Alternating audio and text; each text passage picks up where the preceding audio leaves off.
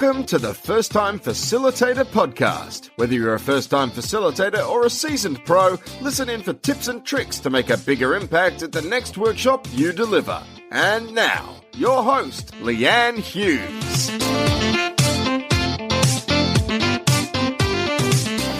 Hello and welcome to the show. I'm your host, Leanne Hughes, and I'm here to help you design fast, deliver strong without the stress. I'm bringing you an exciting episode today from someone who I met through this podcast. She was listening to it. She connected on LinkedIn.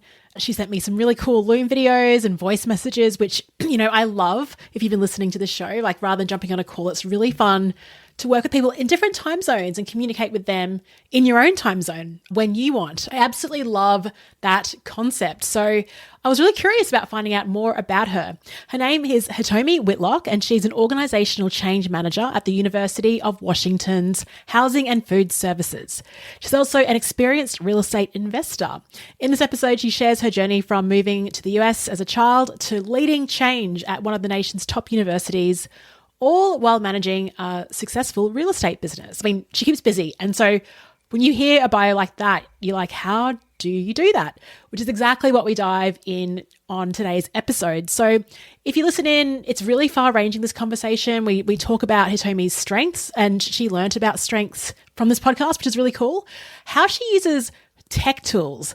I thought I was pretty ninja at using tech, but Hitomi is next level, and she gets into really exciting detail on how she uses it for some of her workshops and meetings, and also to eliminate meetings and save time, which is like music to my ears. She shares also how she runs effective hybrid meetings and how having a relationship first approach has served her in all her different roles.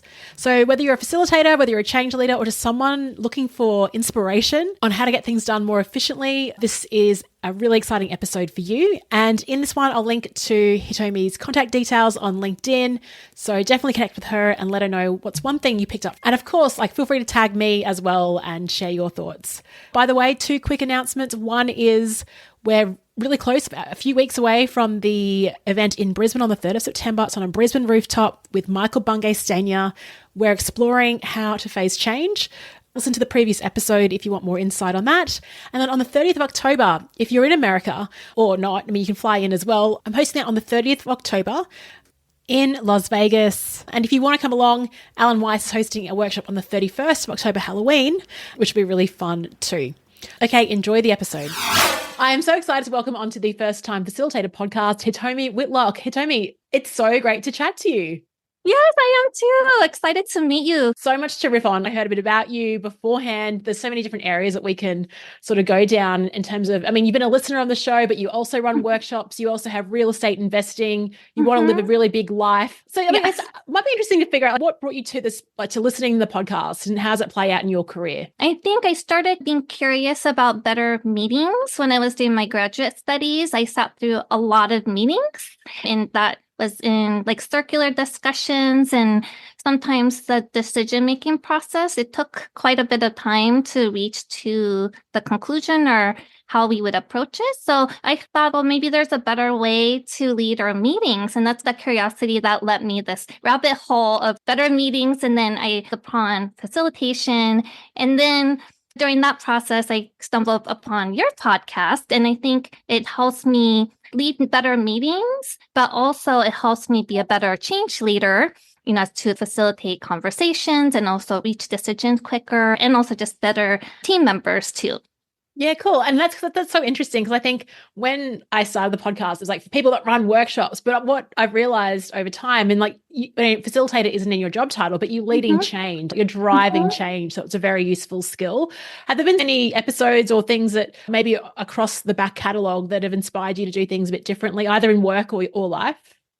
A continuous conversation about the strength assessment. That was really a big impact for me. Just hearing about it many times, I thought, okay, maybe I'll give that a try. And then taking the assessment and seeing my top 5 strengths are actually played out in my career right now. That helps me validate that I'm in the right field and I'm very passionate about it. So I think that's, been helpful.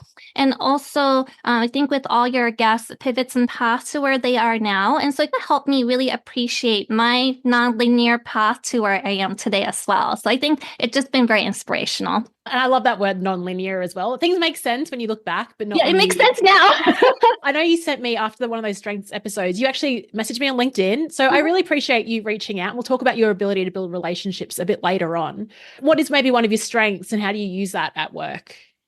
So I think one of my top strengths, so like top 5 is six, and then discipline, positivity, woo, and learner. And so I think with me leading organizational change, being able to see the big vision and like being able to help people through that, I think in the strategy, I think that part is really helpful as a futuristic person, but also a lot of strategies sometimes just sits there. So I think having my discipline skill to be able to execute those strategies and being aware that I have both of those skill set, I think it's been really helpful to do my work and also just being positive. Great. I'll send me a LinkedIn message where you listened to an episode about Lego Serious Play. And then not long after, you decided to incorporate that into your workshops as well. So I find that very inspiring that you can listen to something and then execute it. So what's your process from hearing some ideas and then going from, all right, do you just do it? Or like, what was that process? Yeah, like? I just kind of do it. And I also, again, just kind of with the discipline part, I put it in my ClickUp. So then I'm more aware to that it's a task that I need to kind of follow up on. So I just see how I can execute it or how I can implement my day-to-day work and just make it happen. And again, part of the strategy and then execution part helps. Yeah. What you mentioned to me just before the call is that, so you're not native to America, you're Japanese and you moved to America, not even knowing English. I'm wondering if that has any part to play in your ability just to hear things and then just try it out because you've got that sort of courage of even learning a language. Yeah. So tell us about your story and that story of like moving from Japan to the US. My family moved to United States from Tokyo, Japan when I was 9 years old. So my father graduated from University of Washington in Seattle. He and my mom wanted to give my sister and I a better educational opportunity. So my sister reminded me that I wasn't the best student back then in Japan, and maybe I wasn't in the best environment to thrive. And so my parents really sacrificed a lot for my sister and I to come here because we had a really nice, comfortable life in Tokyo. But my dad and my mom saw a vision of giving us a better life here. But also, like none of us, my sister, my mom, and I did not speak English. So it took me about 2 years to learn. But I think some of the key takeaway I take from that experience, again, it's back in days where we didn't have all these technology to keep us connected that we do now. And so my parents were also very conscientious about the support that we had and also kind of being able to connect with my friends. So we did some kind of pen pal or writing to stay connected for a while. And also there's some local like Japanese stores. We would kind of go there so we can still kind of have some familiarity. I think the support, being positive, I think it's been really helpful to kind of being resilient through the change. And having the purpose, my parents always reminded us that we see this vision that you're going to be doing great things with your path. And so I think, again, just having that vision, also, again, in my career, having the vision to lead change. And also like in my real estate too, I had a vision of maybe having a legacy for my kids someday. Oh, so you really are futuristic. Oh, that's so cool. Yeah, because you got this other thing that you do, which is the real estate investing. I know you've got like a vision you mentioned to me around having living on an island. Is that right? So yeah. Well, I've watched a lot of HGTV, and so in one of the real estate shows, there's some island property shows, and I was like, we're gonna buy one of those properties someday. And so we made it happen 3 years ago after I graduated from grad school. We bought one of our first vacation-ish rental properties with the island in about 2 hours from Seattle. But again, just more in the future, I think it's a place I could see as part-time living there, retiring, and then traveling around. But it would be one of many properties that we would just pivot off. I love that. And so, this is a podcast around facilitation, but I wanted to really share with listeners how you're sort of playing and dabbling in all these different areas, because I think it's quite inspiring actually to hear this. And to have that sort of future focus, but then be able to execute and discipline in the moment.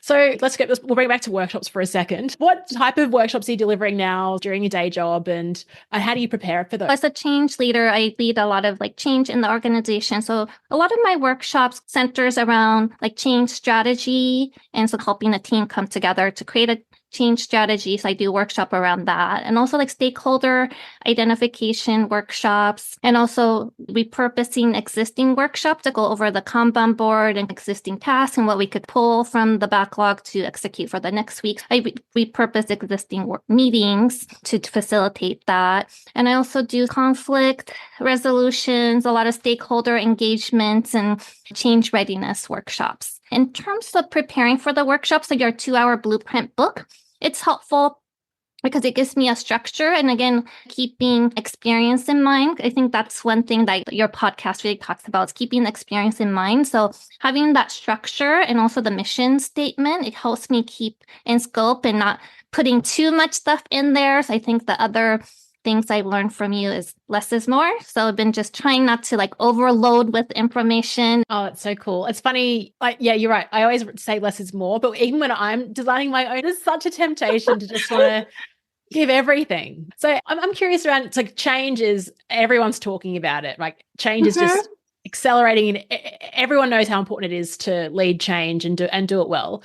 Do you encounter resistance from time to time? And if so, how did you deal with that? Try to always do like co-creation process, and that really helps just getting people involved in the process. And so they're getting more involved and they feel heard. I think that really helps, because a lot of the change, if it's coming down from bigger enterprise level or it has to happen, a lot of times we don't really have control over it. But the more that they feel like they're part of the process and being included, that helps. Absolutely. Sometimes it is just about validation, and just like rather than it being like a one-way thing, they're involved in a conversation. This is what I love to bring in, your focus on relationships. I'm very lucky having a podcast. People reach out. Some people don't. Some people might have listened for years and I've never even heard from them, and that's totally fine. But you reach out, you send voice notes, you send Loom videos, you use a lot of really cool asynchronous tools to build relationships. Do you do that at work? I come from like mortgage sales background. And so in sales, in the mortgage too, it's just trying to cut through all the noise and really like relationship building, because people are just bombarded with emails. And I think just making that connection's been difficult. Having my previous experience coming from the mortgage and sales driven industry, I think it's really been helpful, because using the videos, it helps connections. It helps with clarification, because a lot of times the emails, there's so much there and maybe there's a lot of interpretations, and maybe also the language barrier too, if maybe some of your end user have hard time understanding. But having the video, you can see the person. You can also do the closed captions. You can rewind it. You can speed it up, slow it down. So I think there's a lot of opportunity. But I'm very intentional about using the videos and include it in my kind of workflow. For the setup process, I always do a video, and very intentional with the video to send out like what people can expect from the workshop, why they're included in the workshop, because if they're not sure, maybe that also gives people anxiety about, why am I coming to this workshop for a meeting? I don't want to be here. And so just give them context of why they're important, why they're part of the process. Go through what they can expect. So if it's a longer session, I go over when people can expect the breaks. And some of the logistics, like if there's any prep work needed, what they should bring, I think that all helps with clarity, and also setting the expectation in advance. And also, I think the video, I'm very intentional about it, because I can see the engagement prior to it. I can see from the viewership and engagement from the videos how the attendance will be at my workshop too. So I can see the analytics as well. And also, the video helps with the asynchronous work and have better collaboration. So yeah, so I use it anytime I can, also for project updates, or anytime I can use videos like instructional videos or anything like screencasts. I use videos anytime I can. And I think last 6 months, I saved 18 meetings from sending asynchronous videos. So again, I'm very passionate about, when I came across your podcast, I'm very passionate about having better meetings. And so if I can also prevent some of the meetings from happening by sending videos, I'm very intentional about saving time from the meetings.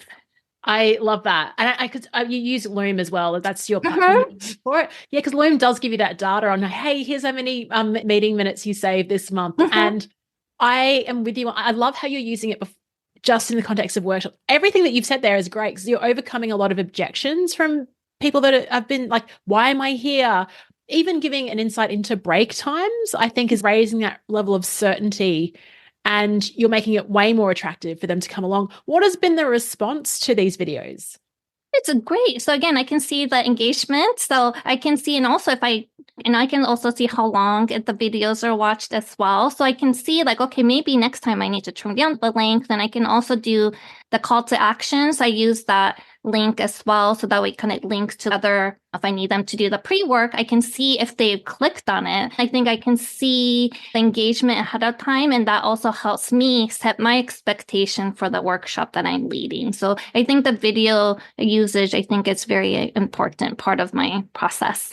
Yeah, I agree. And it was so interesting when I wrote the book, because I put something in there about doing pre-videos, and so many people have written and said, oh, I didn't even think of that. And it's so, I think we're starting a culture of where this is normalized, but still when I work with clients and I do a video, they're like, whoa, like they're amazed by it, because it's like, no, they've never seen something like that before. And I'm wondering over the next 2 to 3 years, maybe it will be just more normal part of work. And then we got to think, Hitomi, you and I need to think, oh, what do we do next? How do we ramp this up even more? Now, I also love you. I mean, if you're listening to this, you're very sophisticated with using tools, right? So systems and tools and software. And I'd love you to talk about there's tools like ClickUp. You use note-taking tools. Can you share how you use them in the context of your workshop design and maybe just leading change? Oh, sure. So I use a lot of tools, but some of my favorite ones right now are ClickUp. So ClickUp, I'm super, I use them, I'm one of their top 10% user.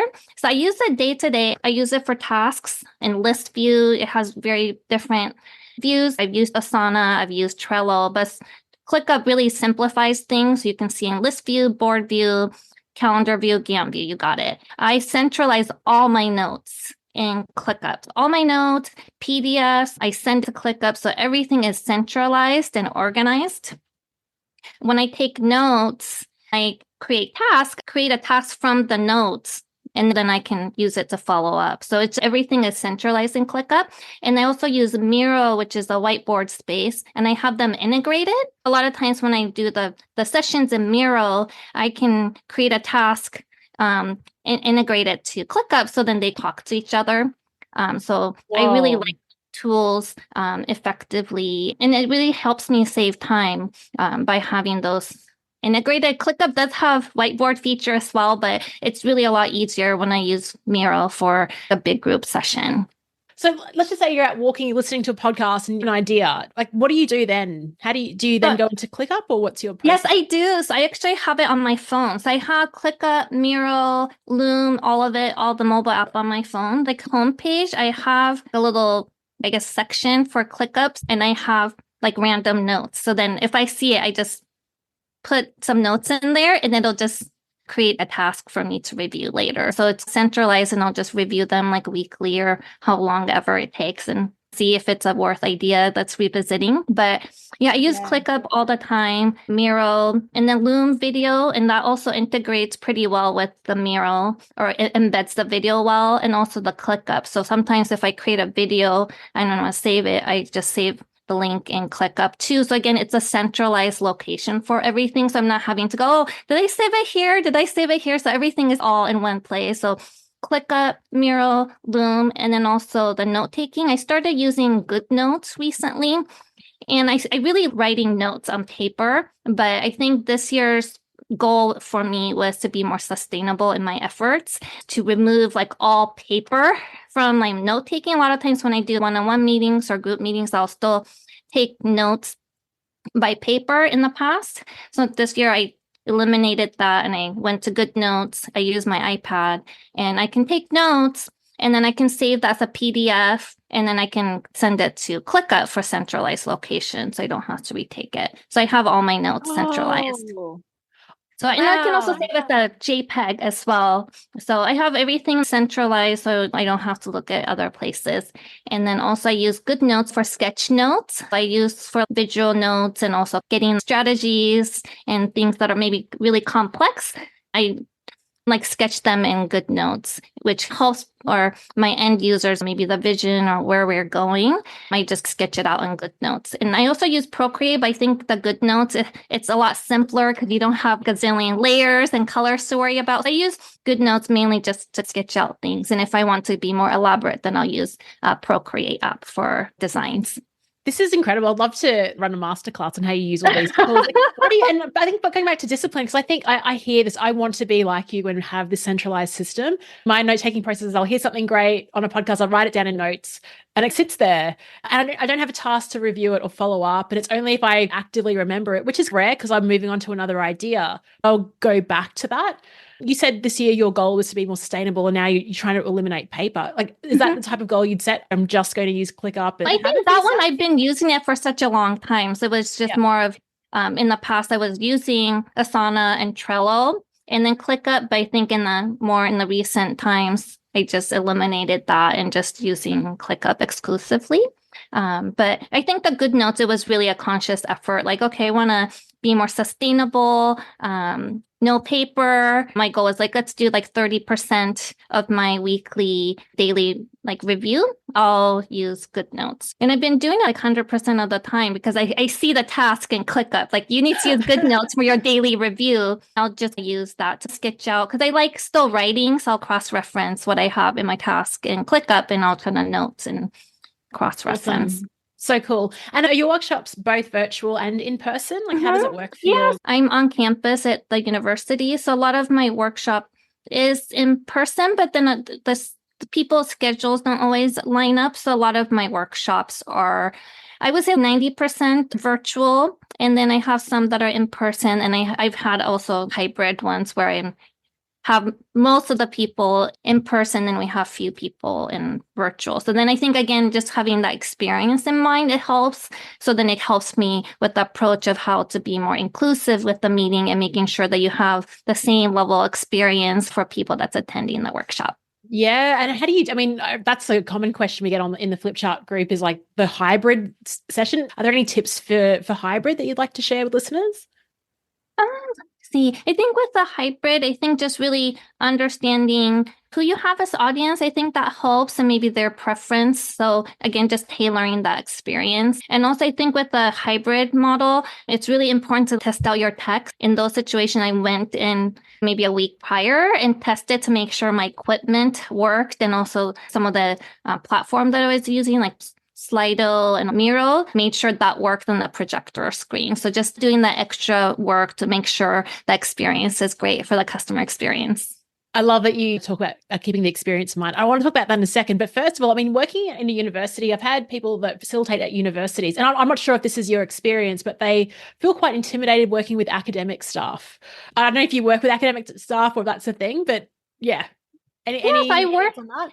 So I'm not in academics. I work in the housing and food services department. So we operate more like a business. And so and then in the team, senior leadership is also very open-minded in the team. Like, everybody that I work with are very open-minded. I feel like I have the best support. Oh, amazing. Okay, now let's move on to the experience. Okay. You love customer experience. And this is like the parallels between real estate investing and your other, like, I don't know if it's your side hustle, but you got these two different things going. Yeah, it's been a side hustle for almost 20 years. But I have to say, just keeping that experience and focusing on your customer, it's really helped my husband and I with our real estate business, because we've had zero eviction for almost 20 years. Even through this pandemic, we had 100% collection and we've never had to evict anyone. So again, I think just focusing on the relationship and connection and not treating it as like a transaction, I think it's really helped us. And also the communication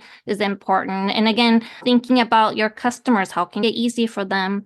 And then for the tenants, or in my daytime role, thinking about internal and external partners, how can I make their job easier than I am now? And how do you, because a lot of that, I mean, particularly when working with tenants, like it's a very much a trusting relationship. And so are there like and again, that's of course the basis of what we do is when we host workshops is we got to build up that trust rapidly. And I know So one strategy you spoke about is the pre-video that you do. Are there any things that you do in a workshop, icebreaker, or just something that you do to build up a feeling of trust very quickly between group members? I think with the workshop with my work, since I'm an internal, like I do some icebreakers, maybe that brings maybe something that we don't know about each other, or something like just that are more like maybe something easy to break in before we talk something. So I think it just really depends again on like each workshop and what your result that you're looking for. But I do try to incorporate like a icebreaker before we start. But again, it just depends on how much time I have too, because I also in the recent time try to just really not put too much in there. So yeah, okay, cool. Do you run like long like day events or more like 1 or 2 hour type of meetings? So mostly it's usually about an hour long, and some of our strategy session can be like 2 to 3 hours, but again, depending on the sponsor's time and the team. Sometimes I'll break that into 2 or 3 sessions. I work with the sponsors on their preference and availability and design the experience from there. And so each time it can really vary, but most of the bulk of what I deliver is very similar. Yeah, cool. And I think like, a lot of us like on the show, we talk a lot about what you do beforehand and how you prepare for a workshop. And then I'm curious at the end of that, because you spoke about capturing actions. That's very much related to what you have to do. So after a workshop, do you sort of buffer in time to do that immediately? Because I'm a mix. Sometimes I do that immediately. Other times, like I just need a break and I'll do it tomorrow. Like, what's your approach to that in terms of like, your energy as well? It depends, because sometimes I have like back-to-back meetings. In that case, I don't have the luxury to do the retrospective right afterwards. But if my schedule does allow, I try to do the retrospective right after the workshop while it's still fresh. Like if there's certain things like, oh, this worked really well, let me incorporate that next time, or oh, let's make sure to share the sound from your computer. Some of the things that you need to remember like over and over again, I do make a note of that. That way I'm more mindful next time, or remind people what to expect or anything to help the experience better. Yeah. I make a note of that. So again, I try to do it pretty much right after the meeting or the workshop, and then at least within the 24 hours, so it's still fresh. Yeah, I agree with you, because after that, it's like, what actually even need to happen there? So what's in store for your future? I mean, I know you think about the future. What are your sort of goals or ambitions? So I really love what I do. So I think I'm just really thankful, but I think I found like my home. So I really enjoy being at the university. It's my alma mater. I graduated my undergraduate and my master's from University of Washington. And actually my whole family is also as well. So my husband's a UW alumni, my sister, my mother-in-law, and then I have a lot of friends that are alumni too. So I'm really invested in the mission of just elevating student experience. I can see myself here for a long time making positive changes in the organization. Oh, that is so, I love meeting people that just love what they do and happy where they're at. It's so great. And it's definitely like you can tell by having this conversation with you that you do absolutely love I love it. Every day. Yeah, I'm very thankful. Yeah, that's awesome. What advice would you give someone that is starting their career in trying to improve meetings and make the workplace a bit better? I would say just do it. I think in the past, I've had like the mentality to be 150% or 200% sure to execute something. And so I think going back for my graduate degree, it really gave me the confidence to like, I can do this. And so now if I know I can do it, and I'll just go ahead and do it. And if I feel there, I learn from it. So I'm not afraid to take those risks. In the past, I may have not taken that risk, or even joining your call today, I would have had to be like 200% sure that I could do it. But now I have the confidence to do it. So I would tell someone to just, if you feel comfortable, give it a try, learn from it. That's the only way to grow. So I would just say, just go for it. I love it. Just back yourself. That's amazing. Yeah. Hitomi, if listeners would like to reach out to you, find out more about you, just ask questions. Yeah, they can reach out to me on my LinkedIn. So I think that would be the best place. Amazing. So if you can just share that link, that would be great. We'll pop it into the show notes. What an awesome honor to talk to you today, hear about you, just to chat, first of all, from a listener perspective, hearing what you've learned from the show, and also the really X factor ways that you're using technology and ramping up the levels of certainty for your I guess they are and I love that you see them that way. They're not just people at your workshop. You're giving the best client experience that you can. But thanks for sharing how you do that. It's been a delight talking to you today. Well, thank you so much.